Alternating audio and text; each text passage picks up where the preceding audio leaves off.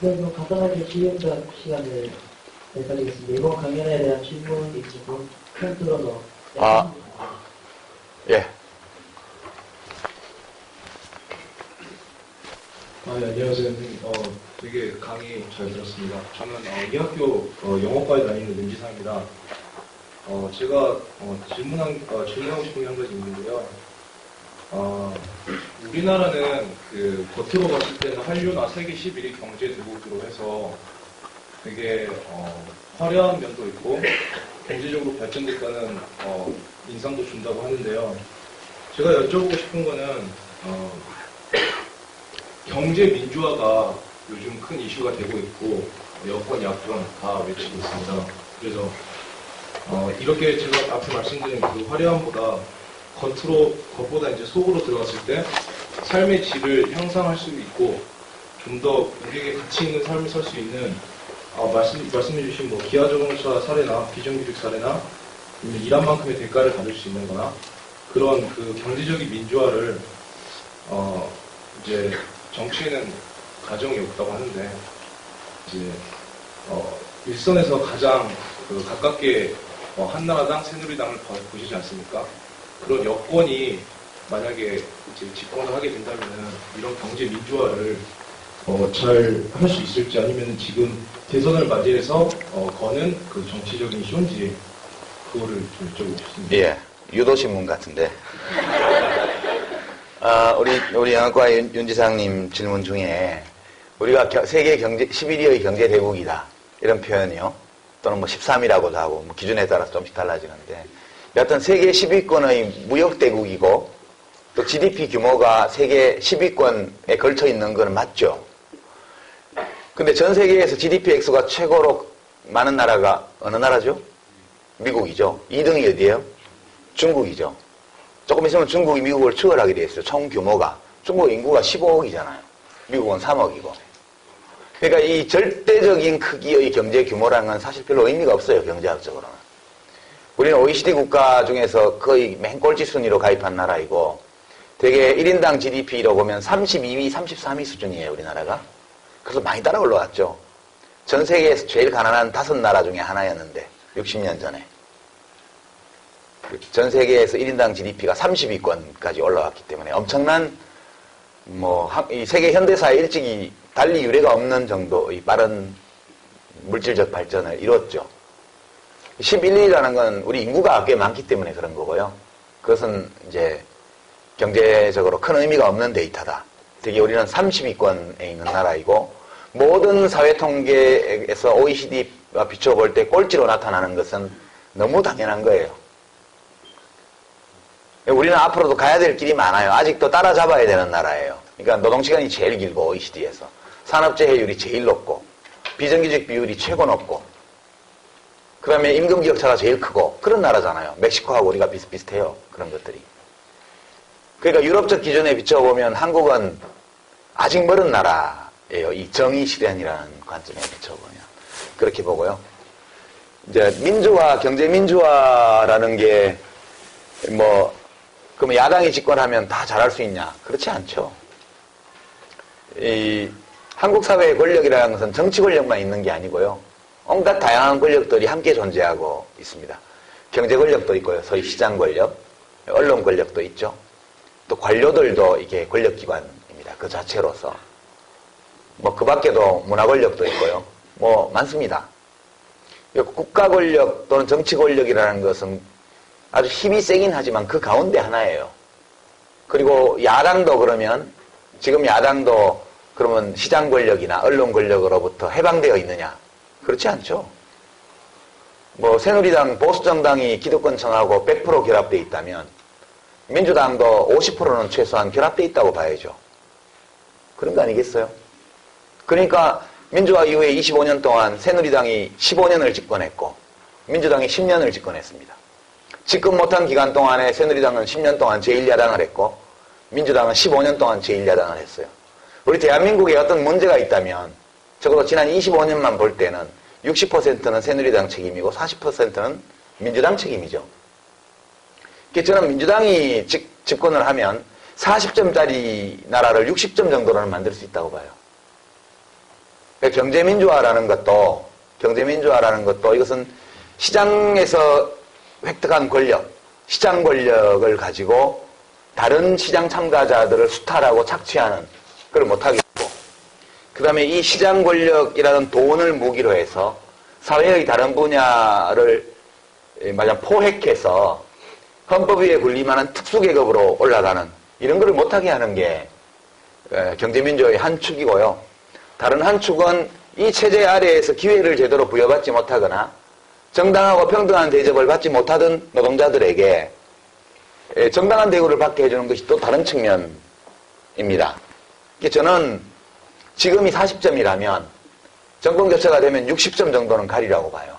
좀 더 노력하면 65점이나 70점까지도 혹시 가능할 수도 있겠다. 그런 생각은 좀 합니다. 그러나 되게 서유럽 수준의 그 경제민주화, 예컨대 독일 같으면 공동결정법이라고 그래서 상장 기업에는 다 노동자 대표가 이사회에 들어간다고요. 8명인가 10명 중에 2명이니까 의결권은 사실상 없는데, 그러나 기업의 모든 경영 정보를 다 알 수 있죠. 그러니까 실제로 그 기업이 정리해고를 할 수밖에 없는지 아닌지를 노조가 다 압니다. 그러니까 파업이 잘 안 일어나요. 실제로 회사가 어려워서 해고된 폭스바겐 같은 경우에 보면 96년도에 무슨 3,500명을 해고하느냐. 그렇지 않으면 노동시간 5시간을 임금 보상 없이 받아들이느냐. 그래가지고 노조가 한참 고민하다가 결국은 해고 한 명도 없이 노동시간을 35시간에서 30시간으로 감축하고 임금 보상 받지 않는다. 그렇게 결정을 했죠. 근데 그런 것들이 이루어질 수 있는 이유는 정보가 공유되어 있기 때문에 그래요. 근데 우리는 근로자들의, 노동자들의 이 경영 참여가 아니라 경영 정보 참여 자체가 완전 봉쇄되어 있죠. 그러니까 뭐 대기업 사장들, 오너들이 마음대로 비자금 만들고 이중장부 꾸미고 이거 다 해도 알 수가 없게 되어 있습니다.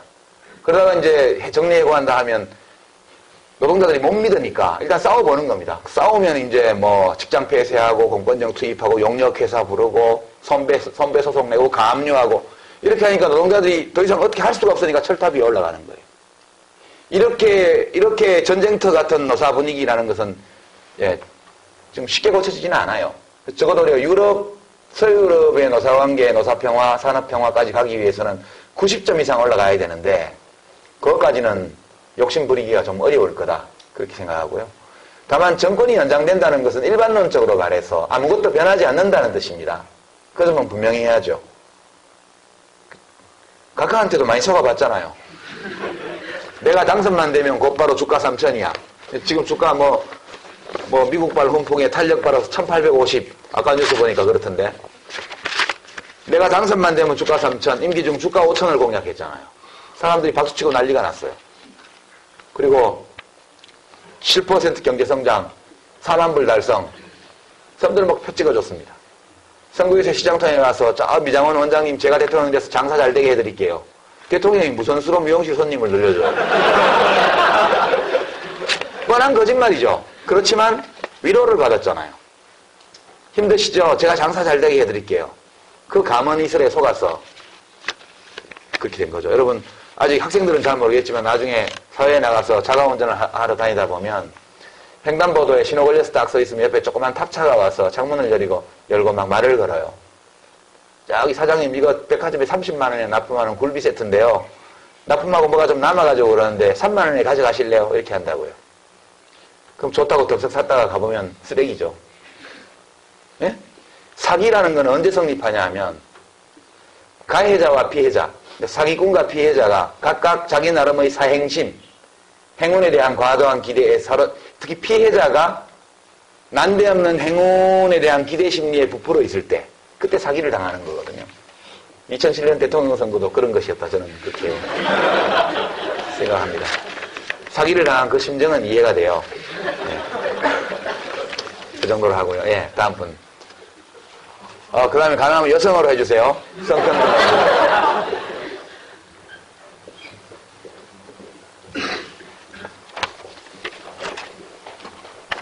안녕하세요. 박혜은이라고 합니다. 제가 세 가지 정도 질문이 한 개만 하시면 안 될까요? 간단히 예. 빨리 하겠습니다. 예. 첫 번째는 예전에 강의하실 때 우리는 우리 수준에 맞는 지도자를 가지고 있다라는 말씀을 하셔서 그게 이제 회의적으로 들리기도 하고 기회가 되는 거 여쭤보고 싶었는데 이게 개인으로 치면 뭐에 씌일 때도 있고 실수할 때도 있고 근데 그게 내 수준이 되면 되게 억울할 것 같은데요. 현재 우리가 박근혜 후보를 또 대통령 뽑을 가능성도 여전히 많지 않습니까? 그러면 또 이제 그 지지자들도 뭐 노스텔지어 등으로 지지하는 경우가 많은데 만약에 그렇게 된다면 그게 우리 현재 대한민국의 수준, 뭐 한계 이렇게 보는 것이 맞을까요? 그리고 두 번째는 두 번째까지만 하세요. 네, 두 번째는 별로 중요하게 생각하지 않는 사람들한테 오해를 사도 이게 빨리 설명하고 싶고 오해를 풀고 싶고 그런데 꽤나 솔직하게 말함에도 불구하고 오해를 많이 사는 정치인 중에 한 분으로서 그럼에도 꽤나 자유로워 보이시는데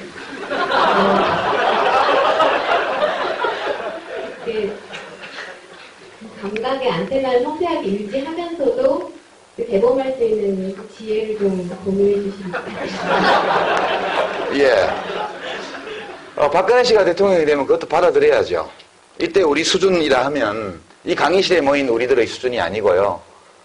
약 4천만 명 가까운 3천 몇백만 명 되는 대한민국 유권자 전체의 수준을 말하는 거예요. 결국 자유로운 조건에서 선거가 치러진다면 그 선거 결과는 평균적 유권자들의 소망과 욕구, 판단력의 반영이라고 저는 봐요. 그래서 박근혜 씨가 대통령이 된다 하더라도 이민 갈 생각은 없습니다. 저는 계속 대한민국에 살 거고요. 예, 지금 보면 이제 새누리당은 어떤 조건에서도 미니멈 35% 유권자에게서 지지를 받습니다. 그리고 이제 박근혜 후보는 지금 40% 내외의 다자구도 지지율을 기록하고 있죠. 안정적으로. 왜 지지할까요? 많은 이유가 있겠죠. 근데 제일 중요한 이유는 새누리당을 제외하고 나머지는 전부 다 좌익 빨갱이다. 그렇게 생각하는 사람이 3분의 1이다. 그런 뜻입니다. 이것은 대화가 불가능하다고 봐요, 저는. 아무리 얘기를 해도 안 돼요. 차라 맞추기 빌라 이러지. 그래서 그거는 만약 그렇게 된다면 그런 원시적인 어떤 사고방식이나 고정관념에 사로잡힌 사람들의 결집된 힘을 넘어설 만한 다른 결집된 힘이 없다는 뜻입니다.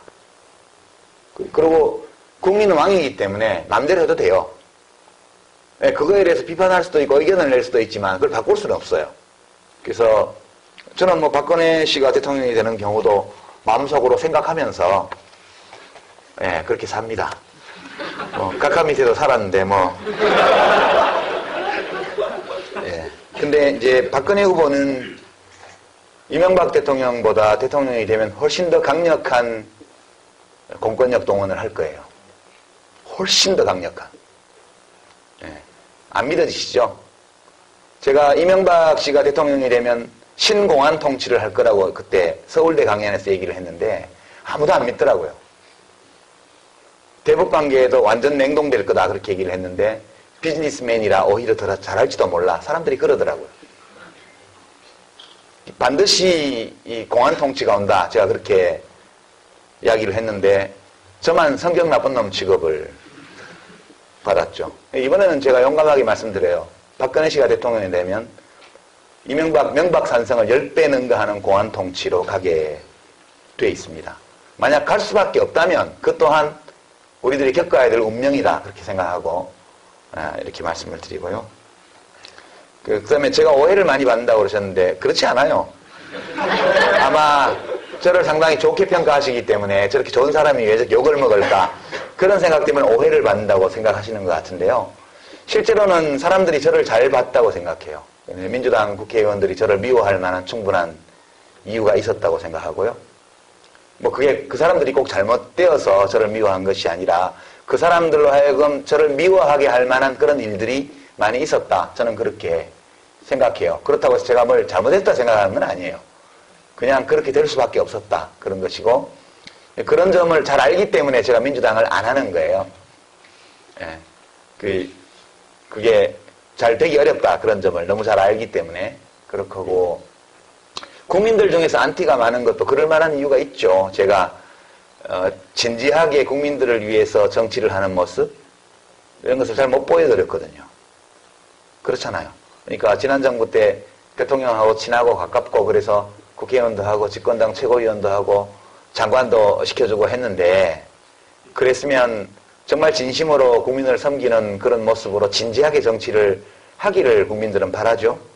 근데 제가 뭐 그렇게 일을 할 때도 있었지만 또 안 그럴 때도 많았거든요. 그러니까 그냥 보통 정치인이 그랬으면 별로 미움을 안 받았을 거예요. 근데 정부 안에서 큰 책임을 맡은 사람이 그 책임에 어울리는 만큼의 진지함과 이런 것들을 못 보여드렸기 때문에 국민들 입장에서 볼 때는 저 사람은 별로 나를 위해 주는 사람이 아니다.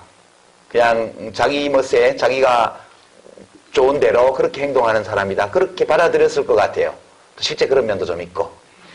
그래서 저는 그거에 대해서 불만이 없습니다. 불만이 없기 때문에 내가 오해받고 있다고 억울해하거나 또는 뭐 그런 거 없어요. 없고 지금 그런 제가 받고 있는 인식 이런 것들이 제가 한 정치 행위의 결과이기 때문에 그냥 있는 그대로 인정하고 받아들이고 그리고 그 조건 위에서 또 제가 할 일 찾고 그거 다 어떻게 바꾸겠어요. 힘들어서. 그렇게 살아갑니다. 다행히 요새는 책임 있는 직책에 있지를 않아서 휴 다행이다. 그렇게 생각하면서 임합니다. 그리고 그렇게 한 가지 여러분들도 살면서 내 마음은 그게 아닌데 왜 저 친구가 나를 오해할까? 또 내 마음은 그게 아닌데 왜 사람들은 안 알아줄까? 이런 때를 많이 만날 거예요. 근데 이제 그걸 다 바꾸려면 인생이 참 힘들어져요. 일일이 만나서 해명하고 그래도 잘 되는 게 아니거든요. 그때는 그 문제에 매달리기보다는 원래 사람 간의 소통이 한계가 있는 거예요. 그러니까 이 세상 누구도 나를 있는 그대로 이해해 줄 의무를 가진 사람은 없어요. 그러니까 서운한 마음이 들면 정말 인간관계가 꼬인다고요. 원래 그런 거예요. 다 사람들은 자기 살기 바빠요. 남에 대해서 그렇게 깊이 들여다보지 않는다고요. 진짜 사랑하는 남녀 사이, 배우자 간에 또는 아주 사랑하는 가족 관계에서는 전인적이고 전면적인 소통이 가능할 수도 있지만 일반적으로 우리가 만나는 교우관계, 친구관계, 거래관계 또는 사회관계 속에서는 여러분 자신이 타인에 대해서 그렇게 깊이 들여다보나요? 안 그러잖아요. 타인도 나에 대해서 마찬가지거든요. 근데 그런 어려움을 겪을 때는 그 문제 자체를 가지고 풀려고 그러면 잘 안 되더라고요. 그러기보다는 마음을 편히 가지고 원래 그런 거야 라고 생각을 하고 그럼 내가 다른 사람에 대해서 어떤 판단을 내리기보다는 조금 더 판단 내리기 전에 들어보려는 자세를 가지고 좀 하다 보면 물론 저도 이론적으로만 알지 잘 안 되던데 그래도 마음은 좀 편해요. 그렇게 하면. 그리고 해결되지 않는 문제는 저쪽으로 치워놓고 잊어버리고 그냥 지나가요. 시간 지나다 보면 저절로 풀리기도 하고 인생이 좀 그런 면이 있습니다. 그래서 그런 것들은 저는 별로 개념치 않고 살아간다. 그렇게 설명을 드리죠. 네, 저 시간상 꼭 자기가 질문하겠다 한 분만 부탁드려요. 제가 정할게요. 지역균형 발전을 위해서 자꾸 왼쪽에 한 번 하시고 다시 성평등의 원칙에 의해서 오른쪽에 여자분 하시고 두 분 질문을 끝으로 해서 정리를 할까요? 이재원이라고 하는데요. 의원님께서는 전 의원님께서는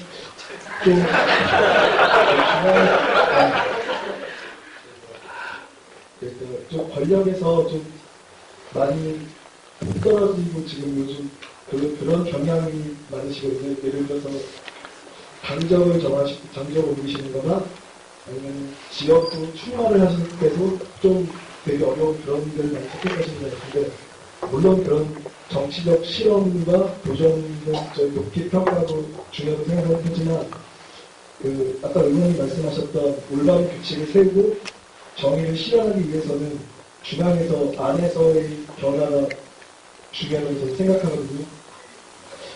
그래서 질문을 드립니다. 앞으로 대선 이후 많은 정치 변화가 있을 거라고 생각해요. 의원님의 앞으로 계속 이런 정치적 실험과 도전을 하실 건지 아니면 큰 물에서 다시 중앙에 도전하실 의향은 없으신지 그런 정치의 행보가 궁금합니다. 예. 질문 마저 받고 하죠. 예.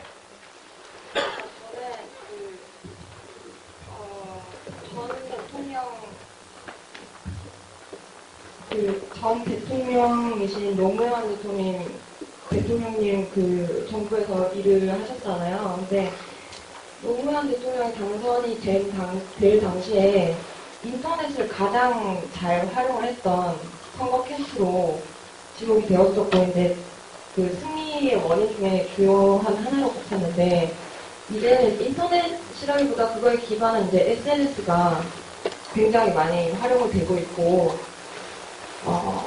그러니까 그런 사정가들 아니면 뭐 스타들이 많이 이제 참여를 하면서 거기서 많은 얘기가 오고 가고 하고 있는 걸로 알고요. 정치 하시는 분들도 많이 활용을 하고 있다고 봅니다. 근데 제가 보기에는 SNS가 오히려 이렇게 공론장의 역할을 하기보다는 주장이 집단적으로 극단화되는 현상을 보이고 있다고 생각을 하거든요.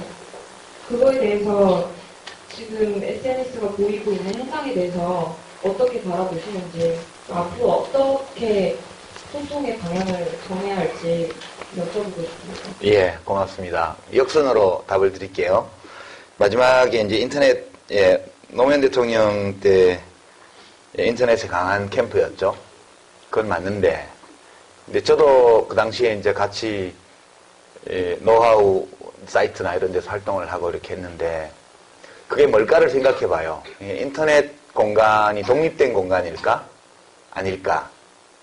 오프라인 공간과 온라인 공간은 서로를 좀 규정하는 관계일까?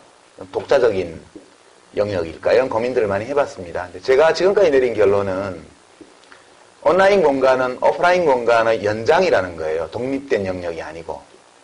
그러니까 왜 노무현 대통령이 후보로서 그 인터넷 공간에서 그렇게 능했느냐, 유능했느냐, 또는 활발했느냐 하면 오프라인에서 그분이 가지고 있는 매력과 장점이 있었기 때문에 온라인에 집을 지을 수가 있었다는 거예요.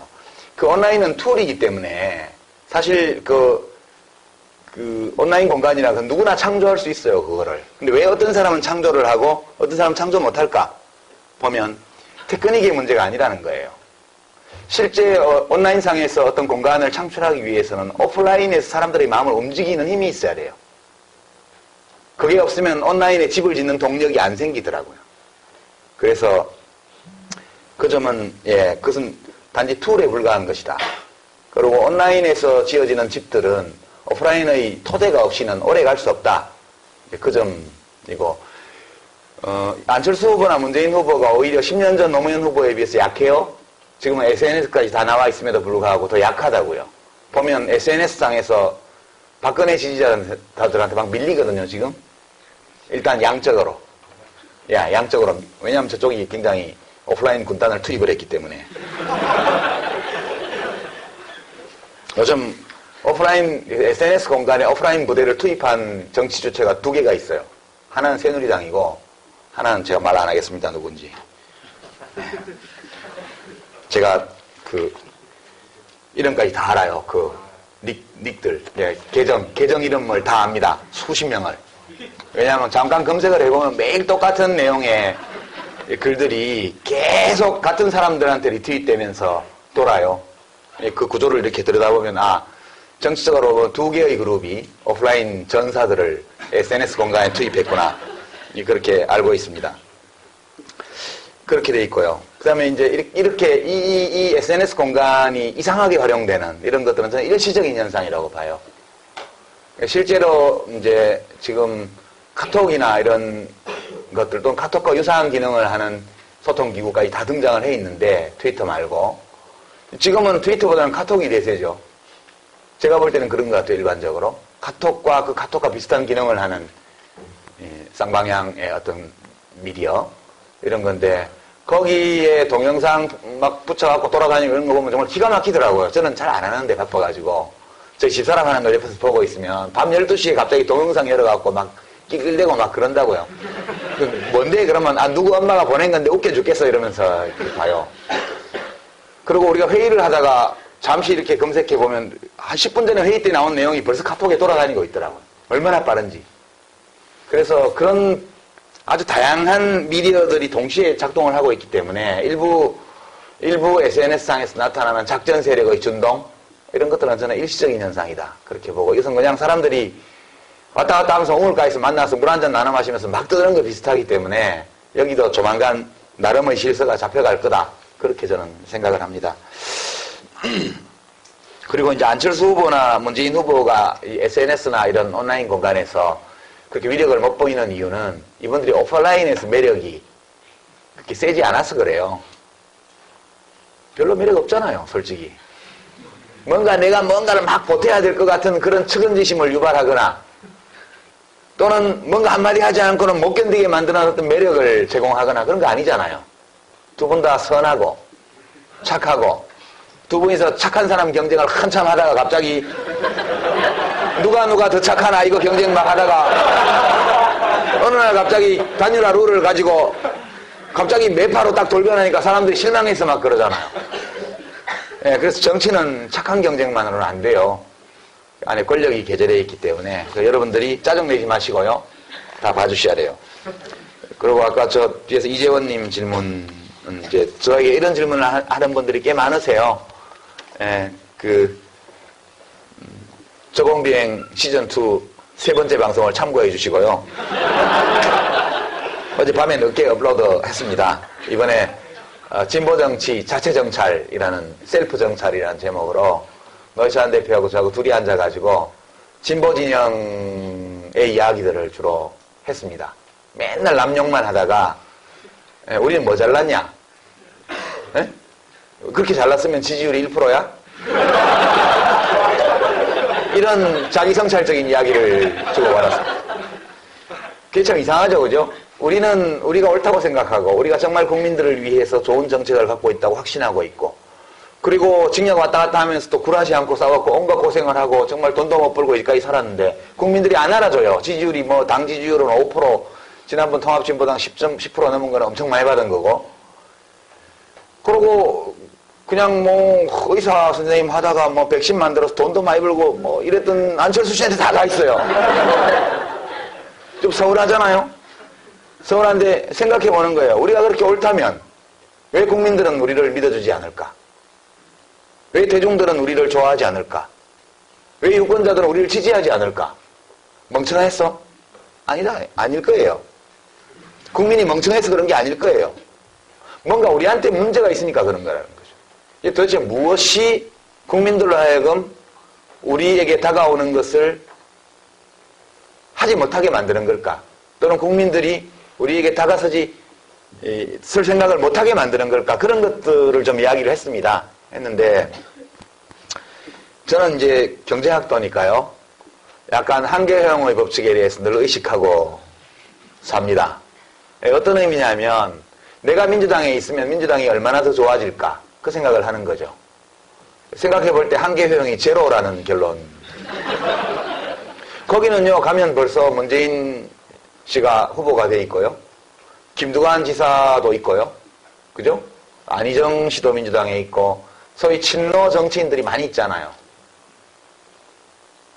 그리고 대통령 후보를 친노에서 누가 해야 된다면 저보다는 안티가 없는 문재인 씨나 김두관 씨가 하는 게 훨씬 쉬운 일이에요. 합리적이고.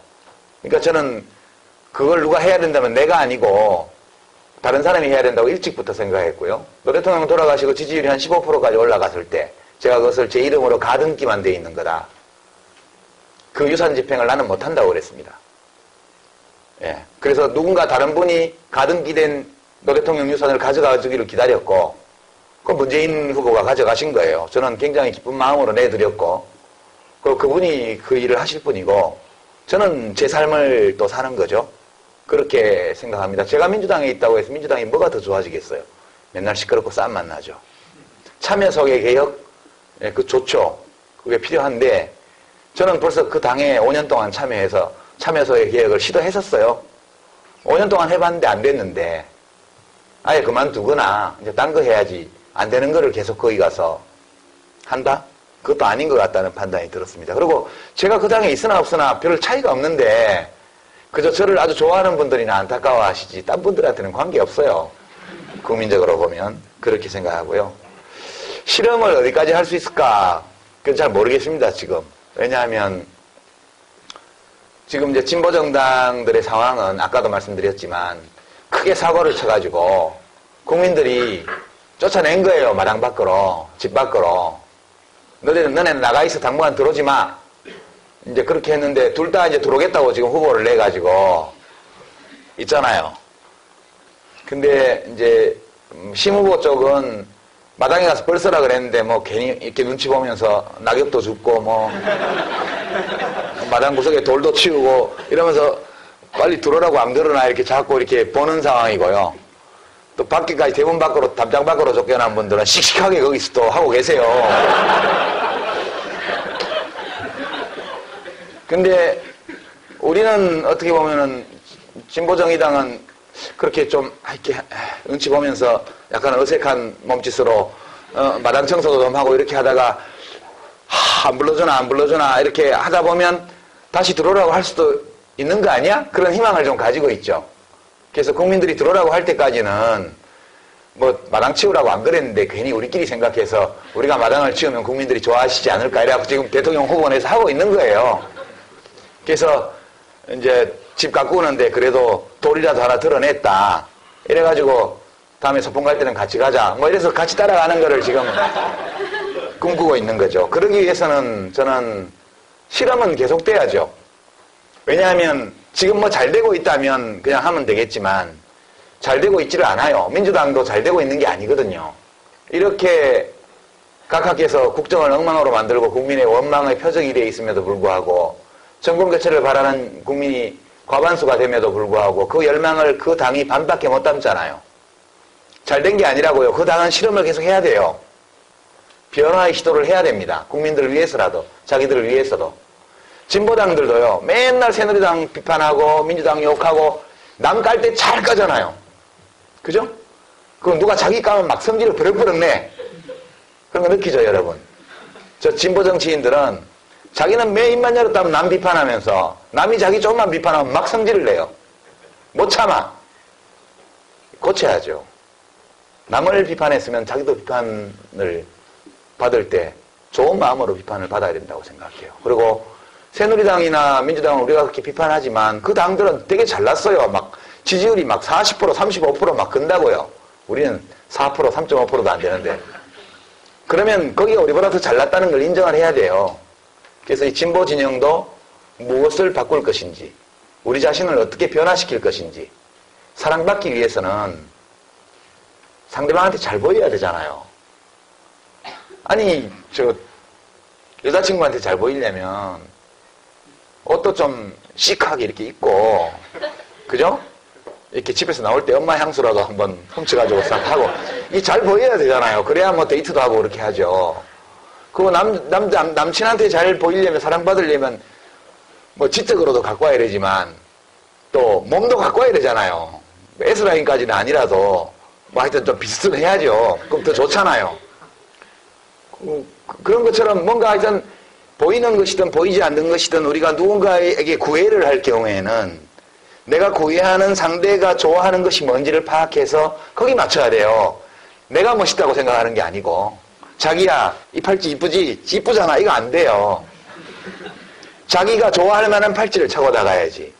그래서 저는 진보당의 문제는 내가 구애하는, 사랑을 구하는, 사랑받기 원하는, 나를 사랑해 주기를 원하는 대중들이 좋아하는 것을 찾아서 그걸 하기보다는 내 생각에 대중들이 좋아할 거야 라고 생각하는, 짐작하는 그거를 달고 나가는 거예요. 검증했냐? 검증 안 했어요. 옛날부터 그게 옳다고 생각해 온 거예요. 그저 반지는 은반지가 제일 이뻐. 어렸을 때부터 그렇게 생각했고 지금도 은반지를 끼고 다녀요. 예를 들어서. 근데 상대방이 그거 안 좋아하면 어떡해요? 좋아하는지 안 좋아하는지 알아봐야 될 거 아니에요. 그래서 저는 이 진보정치 쪽의 문제는 조사 연구를 별로 안 한다는 게 제일 큰 문제라고 봐요. 국민의 사랑을 구하면서 국민들이 뭘 사랑하는지를 안 알아보고 내 생각에 국민이 사랑할 것 같은 걸 들고 나가는 거죠. 한두 번도 아니고 판판이 깨졌으면 그 다음엔 다시 생각해야 될 것 같아요. 이런 실험은 대선 후에 진보 진영도 계속 해야 된다고 봐요. 단순한 재미로 하는 실험이 아니고 정말 진지하게 나를 바꾸는 실험. 예, 그렇게 해서 내가 많이 사랑받을 수 있을 만한 그런 존재가 되었을 때 비로소 우리 진보 정당들이 지금까지 주장해왔던 좋은 공약들, 정책들을 실현할 수 있는 힘을 갖게 되는 거기 때문에, 예, 그래서 예, 사랑받을 만한 정당으로 자기를 바꾸는 것. 그렇게 하기 위해서 국민들의 소망과 요구를 있는 그대로 파악하는 것. 그리고 그 소망과 요구들 중에서 우리가 잘 충족할 수 있는 것을 찾아서 믿음을 얻어내는 것. 이런 것들이 앞으로 진보당이 해야 될 실험의 중요한 요소라고 저는 생각합니다. 근데 이렇게 말하면 잘 안 받아들이시더라고요. 저는 어디 가나 반조직, 안티조직 바이러스 보유자라는 얘기를 들어요. 좀 하던 대로 하지.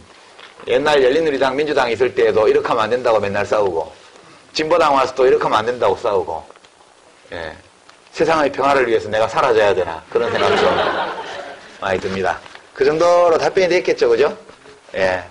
민주당은 저 없이도 잘 살아갈 겁니다. 오늘 시간상 질의응답 시간 여기까지 하겠습니다.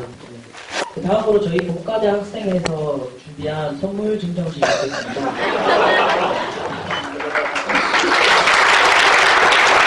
잠깐만요.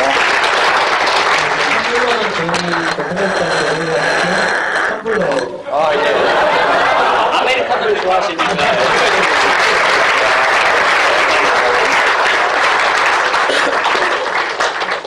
이 안에 5만원짜리가 들었어요. 네, 이상으로 영상초청 강연회를 마치도록 하겠습니다. 네, 늦은 시간까지 잘해주신 여러분 모두 감사합니다. 고마워요.